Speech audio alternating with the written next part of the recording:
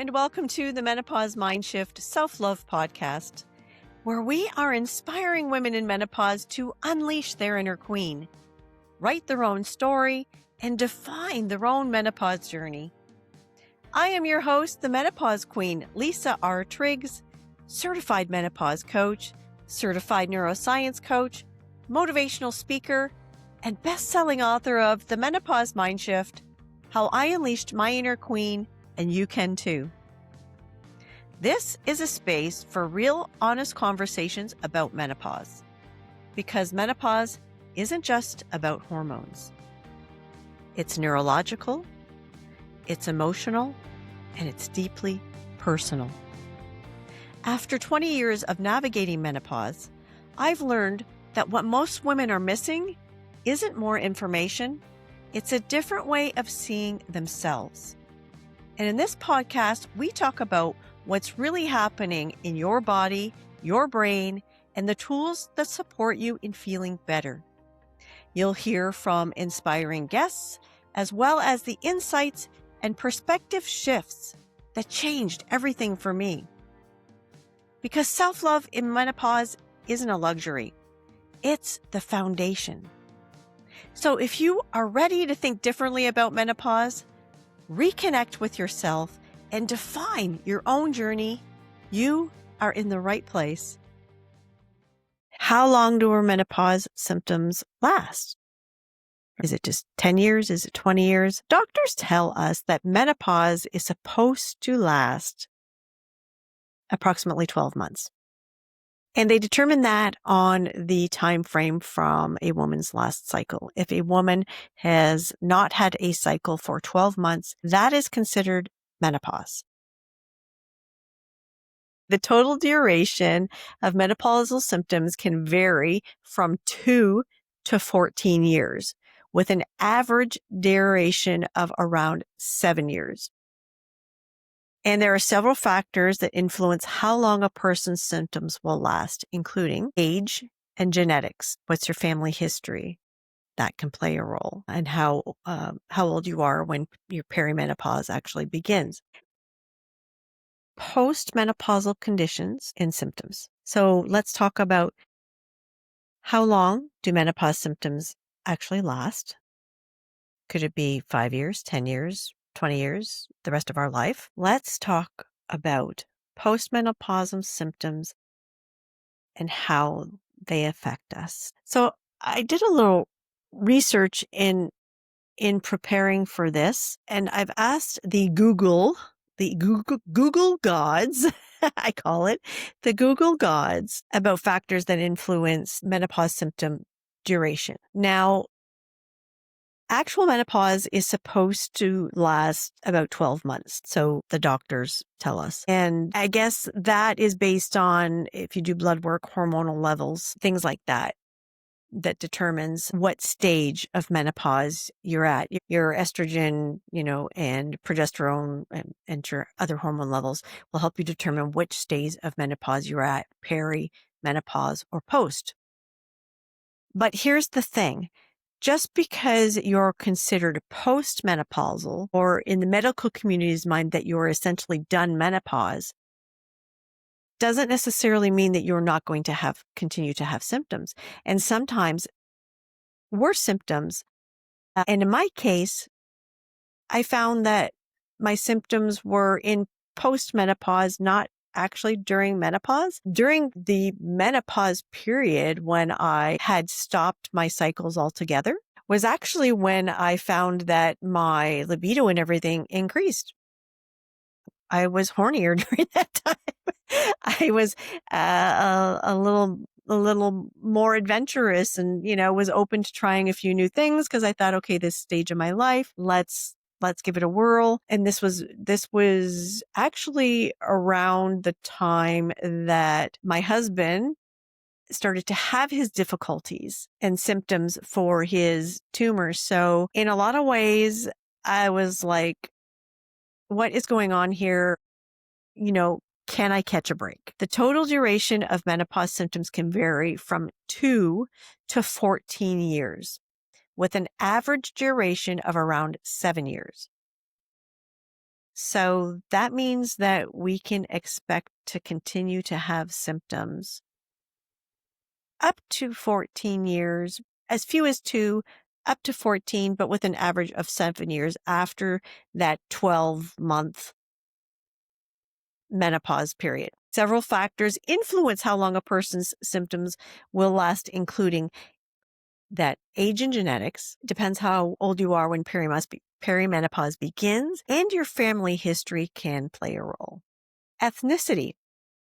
I didn't know this. Research suggests, I'm not saying that it's positive, it just suggests that African American women may experience hot flashes for longer than women of other ethnicities. Lifestyle.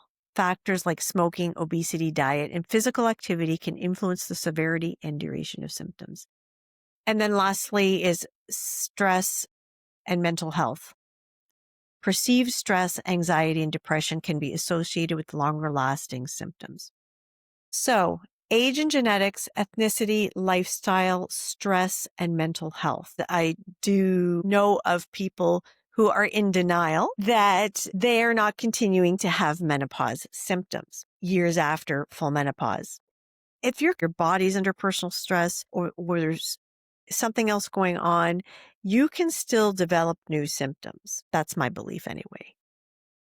I guess it's safe to say that there is a potential that I could have, even if it's the occasional, menopause symptoms still come back and still have that for the rest of my life. Or I could not. Now, the connection would be hormone levels. My mission has always been about the natural route or using mindset techniques, because I was able to use manifestation techniques to be able to get my life back. So what does that mean? That means that I would meditate and I would visualize and I would affirm. Practices like visualization and affirmations can serve as bridges to the subconscious, allowing us to silence the chatter of the conscious mind and access the vast reservoir of creativity, wisdom, and the potential that lies within. Reading that blew my mind, because going on my premise, my mission about using mindset, manifestation meets menopause. Manifestation meets menopause, using manifestation techniques to improve your menopause symptoms. So when we're in post-menopause and you're still experiencing symptoms, if you are at that stage and you haven't tried any of this, I beg of you to be open-minded, because there is so much science around as neuroscience. If you study the brain at all, your transmitters, your neuroreceivers, it's all connected. It's all connected to how the brain actually works. Okay, so this is how the brain works. When you submit the brain to positive stimuli, the brain responds. When you submit the brain to negative stimuli, the brain responds. When you can subject the brain to positive stimuli even before you go to bed, you got your subconscious mind working for you, and the subconscious mind is very, very powerful. That's where you can use meditation and visualization to help lower the stress and reduce your menopause symptoms. Let's put these things together. Let's connect these dots with genetics, lifestyle. Yes. And then the stress and mental health. Let's focus on lifestyle for a moment. And I've said this before, as much as we would like to, we have to change things as we get older. Our bodies don't digest the same. We don't digest the same. Our metabolism slows. As much as we would like to, believe me, I would love to be able to eat junk food like I used to before, but then do I want to? Because I know that's not good for me. I know that amount of sugar, like sugar is one of the leading causes of so many problems, including causing cancer. But yet we're addicted to it, like caffeine. We're addicted to it because it tastes good. It makes us feel good. We get an emotional response when we consume it. So lifestyle is a big portion. And it's one thing that I had to change. I had to wrap my head around. But when I did, I could see and feel the positive results that helped me lead me to where I am now. My head became clearer. I wasn't getting as many sugar cravings as I was before. Lifestyle has such a big impact on your menopause symptoms. You probably don't even realize it. Countless women don't realize that their diet can affect the severity of their symptoms. Their activity level can affect the severity of their menopause symptoms, as well as, of course, the stress level. And to me, the stress level and mental health go hand in hand from my own experience. And it's always from my own experience. The more I was stressed, the worse my mental health was because I had feelings of overwhelm.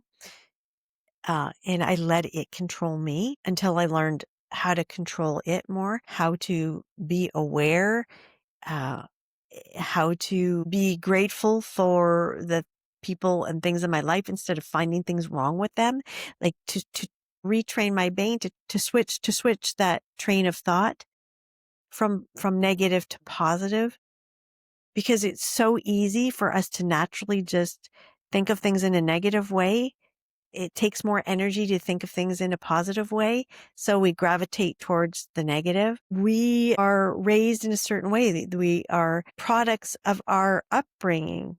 So if you're raised in a negative environment, if you live in a negative environment, please, women, stop and take a look at the people in your life and decide if they're serving you in a positive way.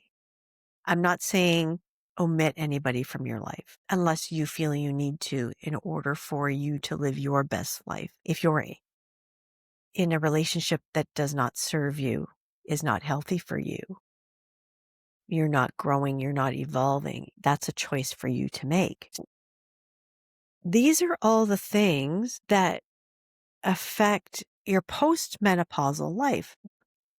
Please stay on top of it. I am now at like every 6 months, I want to get my blood work tested. I want to see, where my estrogen levels are at now, where my testosterone levels at, where are my, even, some vitamins, where are my vitamin B levels, where are my vitamin D levels, where is my progesterone level, regardless of what my blood work says my hormones are at, of my own consciousness now to make choices based on not just where my hormones are at, but where my mindset is at and where my conscious awareness is at. Follow what I'm saying here? I've gotten to a place in my conscious awareness where, regardless of where my hormone levels are at, I choose the way that I think. I choose whether I'm going to be negative or positive. I choose what I'm going to say. I choose my thoughts.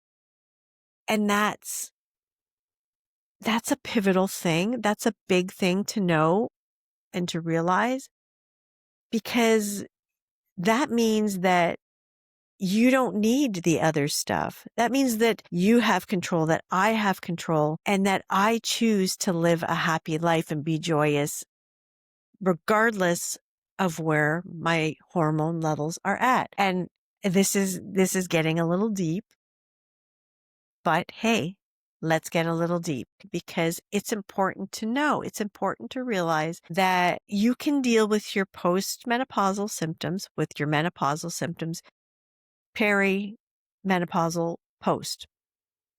But today we're talking about post-menopausal symptoms. So it is absolutely possible to be able to improve your postmenopausal symptoms by calming your body and being aware of your thoughts, words, and actions. To have control over your own body rather than your hormones being in control. And that's it. That's the difference. You are in control in your brain, and you are not letting your hormones control you and your life. That's a huge thing. When you have that, when you know that you are able to control this situation in your brain rather than by your hormones, life is different. That's a different story. That's a different level. That's a different level of consciousness. That's a different level of awareness. That's a different level of living your life. And for me, that's what I'm striving for, because my hormones may never be back to estrogen. Estrogen levels were probably never back. They're never going to be normal again. Let's put it that way. So I talk about it all the time. The choice, the choice, the choice, the choice. I choose. You can choose. When I sat in a hospital room thinking about ending my life, after that, it was a realization that I have always had a choice. I have always had a choice of how I thought about myself, how I thought about others. I just had to make that choice. I had to decide and I had to stick to it in order to be able to live the life that I wanted to live. In my case, without long-term medications, without being on hormone replacement therapy. So that's something really to think about.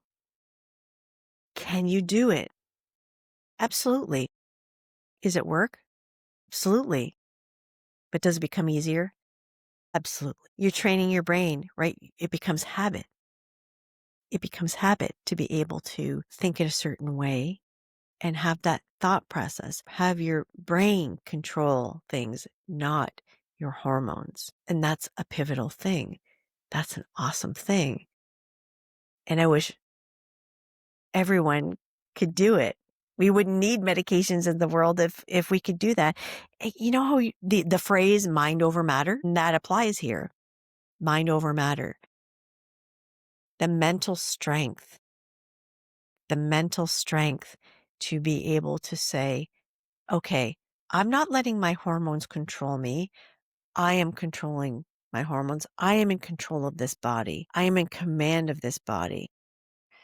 My body is a wellness making machine. My body does wellness, only wellness, always wellness. And that's a perspective that I now live my life from, that my body is well, my spirit is well, my mental health as well. So I am controlling this body. We don't use our brains enough. We don't use our mental capacity. The unconscious mind is just a prime example of what you can tap into.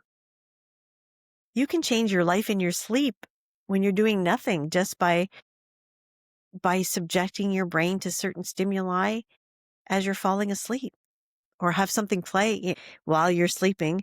In that stimuli is unconsciously affecting your brain, your subconscious mind. And I've learned that the subconscious mind in some ways is more powerful than the conscious mind. So ladies, listen to some good stuff before you go to bed. Read some good stuff before you go to bed. Write some good stuff before you go to bed. Go to bed with love in your heart. Go to bed with love on your mind, and see how that can change your life in every way, including your menopause symptoms. I always say things are connected. It's all connected, absolutely connected. So while we're talking about the longevity and severity of some post-menopausal symptoms, it's all connected to your thought process, the ability you have to control your own mind over your body and your hormones. So I challenge you with that. If you've never meditated, give it a try and see where it goes. And with that, I will end it there. Always remember, self-love first. Thank you so much for joining me for this episode of the Menopause Mindshift Self-Love Podcast. I am your host, Lisa R. Triggs. Give me a follow, give me a subscribe, leave me a comment, and let's keep the conversation going. Thank you so much. Bye for now.